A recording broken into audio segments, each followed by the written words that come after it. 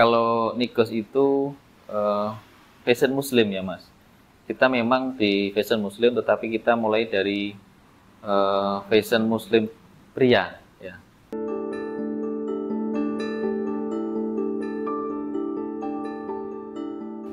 Saya minus satu waktu itu miliaran lah ya. Buat saya itu sudah banyak ya. Buat saya banyak karena saya tidak pernah mengalami kerugian yang segitu besar. Tetapi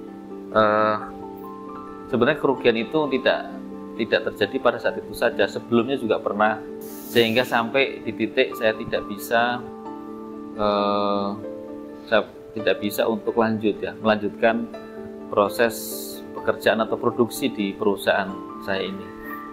Sempat terlintas saya harus menjual tempat ini ya. Saya berpikir ini dijual saja lah gitu ya, dijual saja karena kita nggak punya uang untuk menutup hutang gitu ya, hutang kondisinya, dan kita mau berhutang kemana lagi.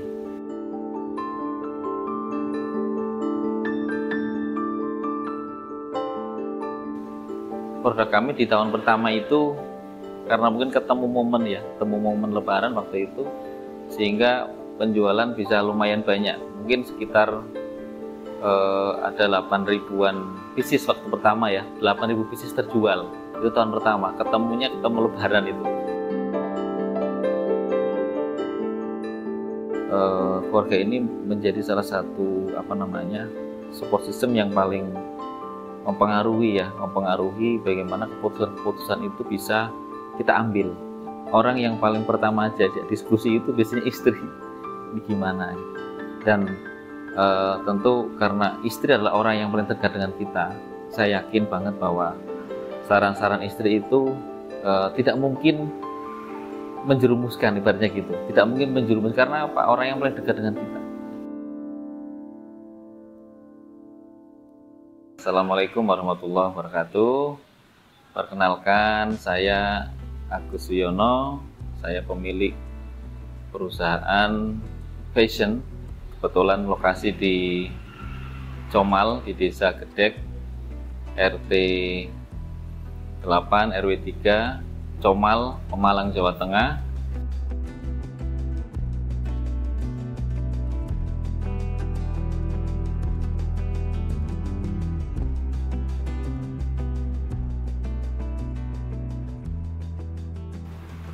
Dididik oleh orang tua saya bahwa kita itu harus siap menghadapi kenyataan hidup ya. Kita harus siap menghadapi kenyataan hidup, apapun kondisi kita. Itu orang tua mengajari saya tentang masalah itu, dan alhamdulillah apapun kondisinya ya, saya dan istri ya, karena belajar dari orang tua dulu waktu kecil ngajari saya begitu, dan alhamdulillah banyak hal yang saya lewati Mas ya. Banyak hal, tentu tidak terlepas yang namanya orang usaha, naik turunnya itu pasti ada, masalah-masalah dalam bisnis itu pasti ada.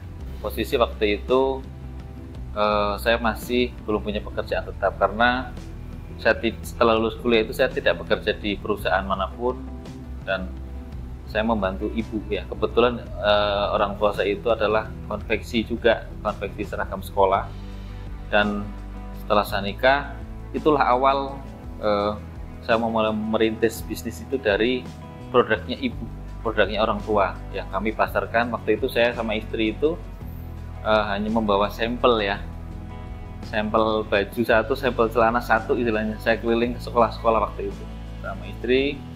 Tetapi alhamdulillah dari situ ada beberapa sekolah yang order ke saya, dan itulah awal memulai dari bisnis ini.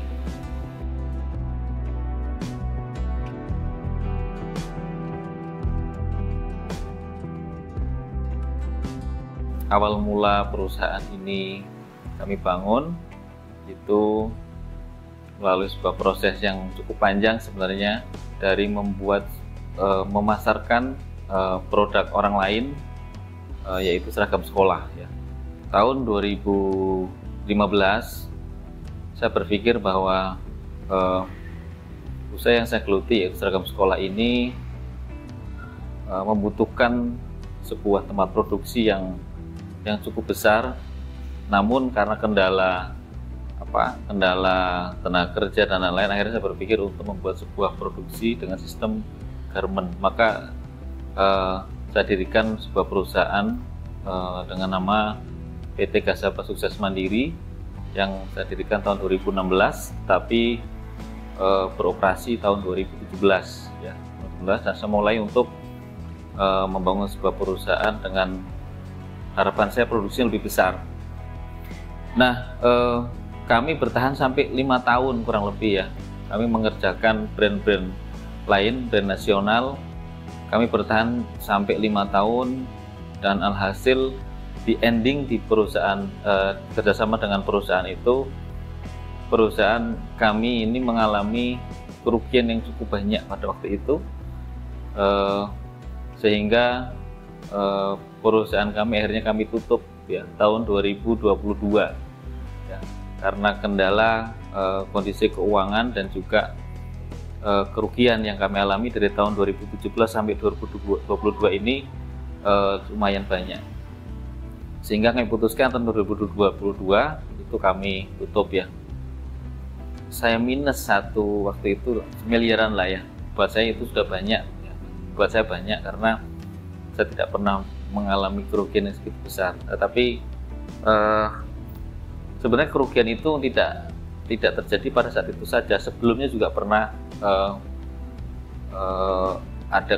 ada pelanggan saya yang memberi pekerjaan kepada saya ya, menjahitkan produknya ke tempat kita, tetapi tidak bayar juga ada ya, tidak membayar juga ada. Tetapi endingnya di tahun 2022 itu cukup banyak minusnya, sehingga sampai di titik saya tidak bisa untuk melanjutkan proses pekerjaan atau produksi di perusahaan saya ini. Dan ketika itu saya bersama istri tentunya ya diskusi banyak hal lah tentang bagaimana kita keluar dari kondisi ini ya, sempat terlintas saya harus menjual tempat ini ya. Saya berpikir ini dijual saja lah gitu ya, dijual saja karena kita nggak punya uang untuk menutup hutang gitu ya, hutang kondisinya, dan kita mau berhutang kemana lagi? Kalaupun mau berhutang, siapa yang mau percaya dengan kita gitu? Dan sempat saya tawarkan dengan beberapa orang, tetapi tidak ada yang minat ya dengan rumah maupun pabrik yang milik saya. Dan suatu ketika dalam sebuah perjalanan saya dengan istri ke Semarang, kita ngobrol-ngobrol dan muncullah ide bagaimana kalau kita itu bikin sebuah brand aja, bikin merek produksi sendiri, walaupun kita secara kuantitasnya masih sedikit ya, dimulai dari yang kecil lagi, kita turun lagi, mulai dari nol lagi istilahnya. Kita nyoba, kita belanja sedikit untuk kita produksi, dan kita mulai mencoba untuk menjual karena situasinya, kondisinya sudah, sistem marketingnya udah digital marketing, maka mau nggak mau saya mencoba untuk belajar menjual di marketplace ya, berjual di marketplace dengan modal seadanya yang bisa kita gunakan untuk memproduksi barang, walaupun jumlahnya nggak banyak, tetapi itu menjadi awal kita bisa pelan-pelan bisa bertahan, sehingga lahirlah sebuah brand yang kami beri nama dengan Nikos ya. Dan Nikos ini lahir dari kondisi ketika saya dalam kondisi minus ya,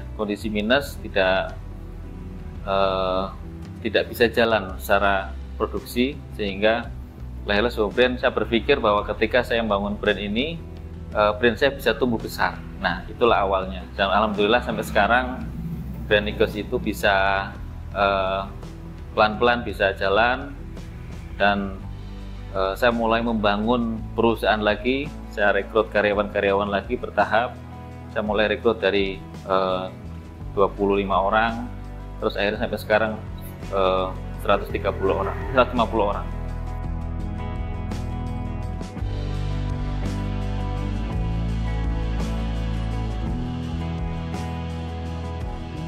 Kalau Nikos itu fashion muslim ya Mas. Kita memang di fashion muslim, tetapi kita mulai dari fashion muslim pria ya, lebih ke pria.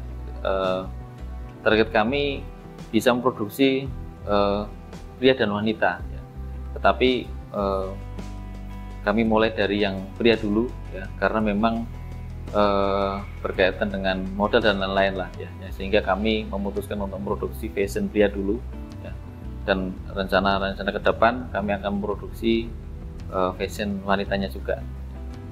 Kalau Nikos sendiri untuk fashion pria kita ada mulai dari anak-anak ya, anak-anak 1 tahun ya sampai dewasa yang size-nya juga besar juga ada, sampai mungkin berat badan bisa sampai 130-an juga kita ada ya, size 4XL ya, itu kita ada, panjang maupun pendek. Produk kami di tahun pertama itu karena mungkin ketemu momen lebaran waktu itu, sehingga penjualan bisa lumayan banyak, mungkin sekitar ada 8 ribuan pieces waktu pertama ya, 8.000 pieces terjual itu tahun pertama, ketemu lebaran itu, alhamdulillah. Nah itulah awal saya di tahun berikutnya untuk produksi lebih banyak, karena di tahun itu saya ada profit ya, ada profit di usaha fashion cowok itu tadi yang saya produksi dari sedikit saya puterin sampai akhirnya saya bisa di tahun berikutnya saya bisa produksi lebih banyak, dan alhamdulillah itu berulang sampai tahun sekarang, tahun 2025. Stop scrolling. Buat kamu yang lagi cari souvenir jam custom, kami produsen jam dinding terlengkap langsung dari pabrik. Proses pengerjaan cepat, gratis pembuatan desain dan sampel. Merekomendasikan untuk souvenir instansi, media promosi, usaha catering, perusahaan, komunitas, atau acara tertentu. Kita siap kirim ke seluruh wilayah Indonesia. Sudah lebih dari 500.000 jam dinding diproduksi. Kesempatan emas bisa custom jam dinding dengan harga pabrik. Yuk, buruan order dan hubungi nomor admin kami sekarang juga ya.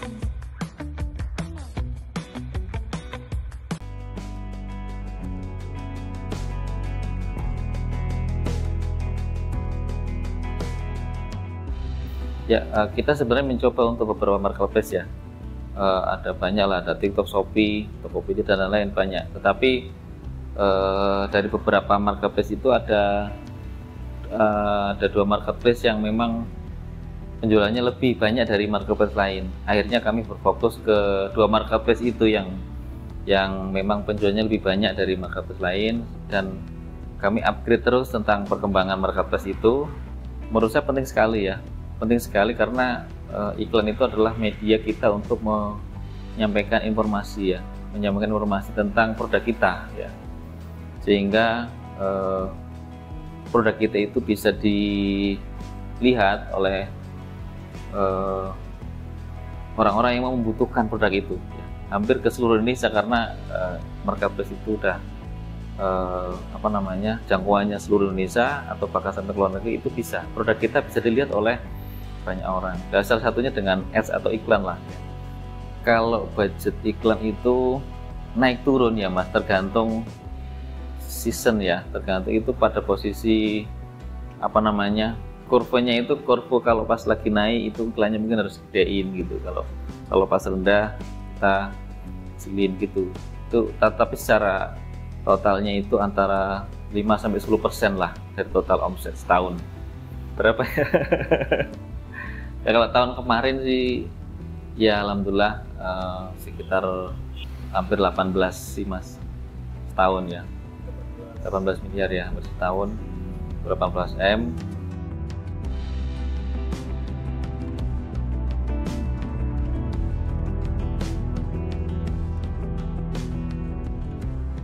Kami ada divisi lain yaitu seragam sekolah Mas. Jadi di saat habis lebaran ini kita mulai mencoba untuk market di seragam sekolah, karena momennya mau seragam sekolah, sehingga ada tambahan omset lah istilahnya untuk mengcover produksi-produksi yang jalan di perusahaan kami ini.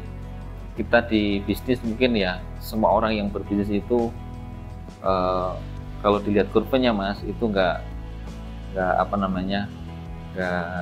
mungkin nggak selalu akan naik ya. Pasti di saat turun gitu ya, ini perlu effort atau ini ya apa namanya, berpikir keras gimana caranya supaya kita bisa bertahan. Tentunya di situ perlu kita banyak belajar lah dari orang lain juga, bagaimana ketika kondisi turun itu apa yang harus kita lakukan.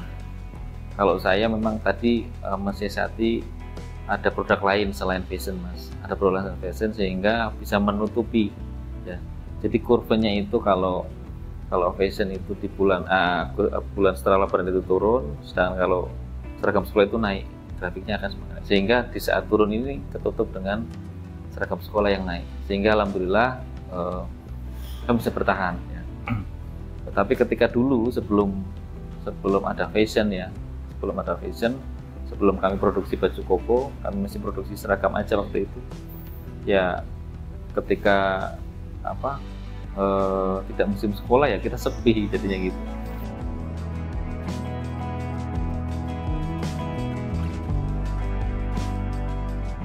Keluarga itu adalah ini Mas, support system paling utama, karena keluarga itu adalah mengambil porsi yang paling besar dalam keseharian kita. Sehari-hari kita kan hidup bersama keluarga, jadi keluarga ini menjadi salah satu support system yang paling mempengaruhi bagaimana keputusan itu bisa kita ambil. Orang yang paling pertama aja diskusi itu biasanya istri, gimana, dan tentu karena istri adalah orang yang paling dekat dengan kita, saya yakin banget bahwa saran-saran istri itu tidak mungkin menjerumuskan, ibaratnya gitu, tidak mungkin menjerumuskan, karena apa? Orang yang paling dekat dengan kita, sehingga banyak masukan-masukan juga dari istri ya, kaitannya dengan usaha yang kami bangun ya, sehingga kami bisa kuat Mas, bisa kuat karena ada support ya, tidak mikir sendiri, itu yang pertama. Kemudian yang kedua, ketika keluarga ini selalu support gitu ya, itu menjadi energi yang paling besar. Kepercayaan diri itu ada ketika kita sedang mengalami masalah yang berat gitu ya. Paling penting bagi saya adalah support dari keluarga, terutama istri, sehingga masalah yang besar pun kita bisa berpikir lebih jernih lah ibaratnya, karena kondisi secara psikologis, secara batin ini kita udah sama nih, kuat gitu, selama saling menguatkan gitu ya, sehingga ada masalah-masalah yang besar alhamdulillah bisa kita lalui. Dan bagi para pengusaha dan ketika hubungan keluarga ini kurang bagus ya antara suami istri, maka di dalam bisnis pun ya kemungkinan akan bermasalah Mas, kemungkinan besar akan bermasalah. Karena apa? Karena istri itu mengambil porsi yang besar di dalam keseharian, sering ketemu. Ketika kita tidak ada keharmonisan di dalam keluarga, otomatis akan mempengaruhi berpikir kita, pengaruhnya besar lah ya. Kita jadi nggak fokus, kita jadi galau dan lain-lain ya.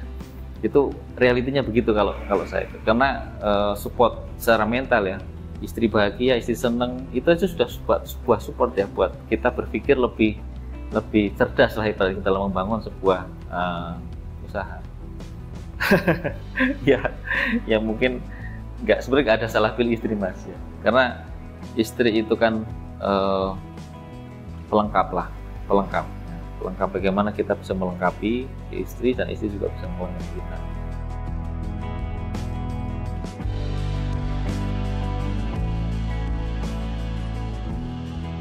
Kalau spiritual itu menurut saya ada sesuatu yang bukan lagi wajib ya, istilahnya memang sudah seharusnya kita memang mendekati, karena saya mengalami perjalanan dalam bisnis itu memang ternyata kemampuan kita itu terbatas Mas,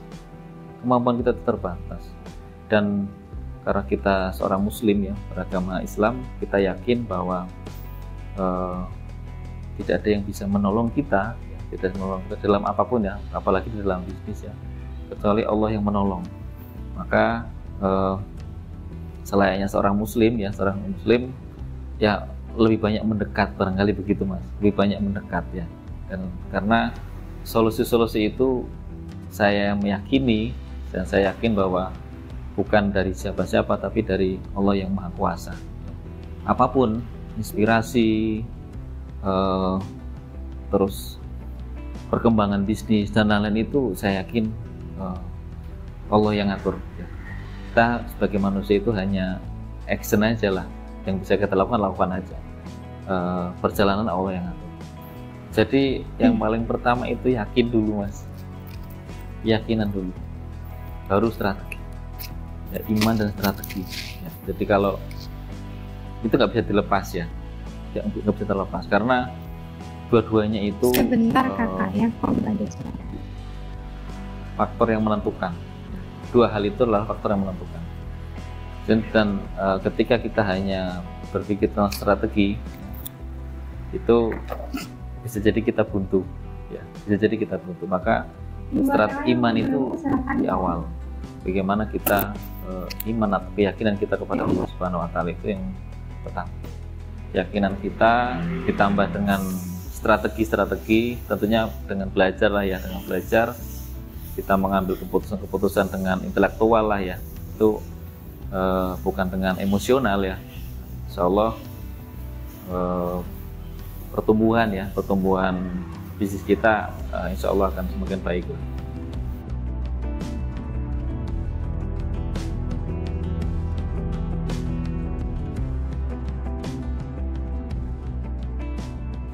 Kalau bagi saya sukses itu adalah hari ini lebih baik dari kemarin. Ya, hari ini lebih baik dari kemarin karena tidak ada ukuran mas. Sukses itu tidak ada ukuran. Bagi saya sukses buat orang lain Pak Agus masih kecil, bisa jadi begitu. Atau menurut kita udah sukses tapi ternyata orang lebih sukses di atas. Nah, nggak ada ukuran. Sehingga bagi saya kalau hari ini saya lebih baik dari kemarin, itulah saya sukses hari ini. Atau tahun ini lebih baik dari tahun kemarin, berarti saya sukses. Kami ingin membangun sebuah perusahaan ya, yang dimana semua yang terlibat di perusahaan ini ya, mulai dari produksi dan marketing semuanya lah ya, itu tidak hanya bekerja saja mas, tetapi kita bersama-sama ya, karena kita semuanya kan dalam rangka mencari ridho ya, mencari ridhonya Allah Subhanahu Wa Taala, sehingga bekerjanya pun supaya mereka bekerja bukan hanya untuk nyari uang ya, tapi dalam rangka untuk ibadah. Ini yang kita ingin tanamkan kepada mereka, dan untuk kita semua lah, bukan cuma mereka, untuk saya pribadi juga seperti itu. Sehingga harapan kami orang-orang yang bekerja di perusahaan ini secara pertama secara kesejahteraan mereka lebih baik. Itu yang pertama. Kemudian yang kedua, secara spiritual juga mereka dapatkan juga di perusahaan ini, sehingga kita sama-sama hidup lebih baik lah, bukannya sekedar materi tetapi lebih dari itu, untuk kehidupan lebih baik. Itu visi misi perusahaan kita. Siapapun yang bekerja di perusahaan ini, harapan kami kehidupan mereka akan lebih baik dari yang sebelumnya. Itu visi misi perusahaan kami.